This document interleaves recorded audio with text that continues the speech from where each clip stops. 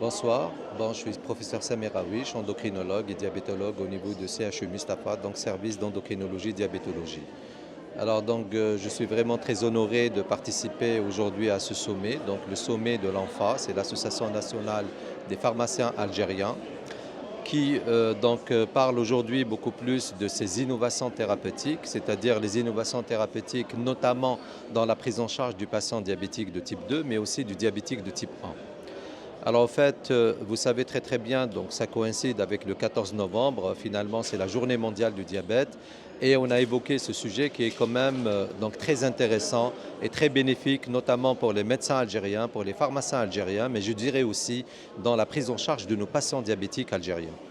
Alors donc mon intervention, elle avait pour objectif de démontrer ou bien beaucoup plus, c'est-à-dire d'illustrer si vous voulez l'arsenal thérapeutique qui est nouveau actuellement, le nouvel arsenal thérapeutique dans la prise en charge du diabète de type 2. Donc j'avais évoqué essentiellement les deux nouvelles classes thérapeutiques. Bon, c'est vrai qu'elles sont un petit peu nouvelles chez nous, mais qui commencent à vieillir dans les autres pays puisque ce sont des molécules qui existent depuis quelques années déjà, on va dire plus de 10 ans. Alors en fait, ce sont des molécules qui sont innovantes. Pourquoi? Parce que tout simplement, ça permet non seulement d'améliorer l'équilibre du patient diabétique, si je parle des analogues de GLP-1 notamment, ça permet aussi d'agir essentiellement sur le poids, ça veut dire que ce sont des médicaments qui font perdre du poids, sachant que malheureusement, le patient diabétique de type 2 est par excellence est un obèse ou bien un surpoids, donc il cumule quand même une obésité, on va dire, néfaste pour sa santé.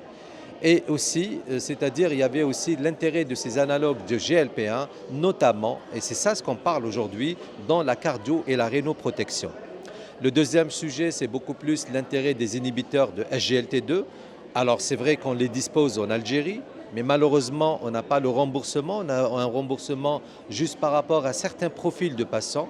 On aurait aimé élargir le remboursement, par exemple, pour les malades qui sont microalbuminuriques, pour les malades qui sont en insuffisance cardiaque, parce qu'au fait, quand on regarde les autres guidelines, eh ben, on doit les placer.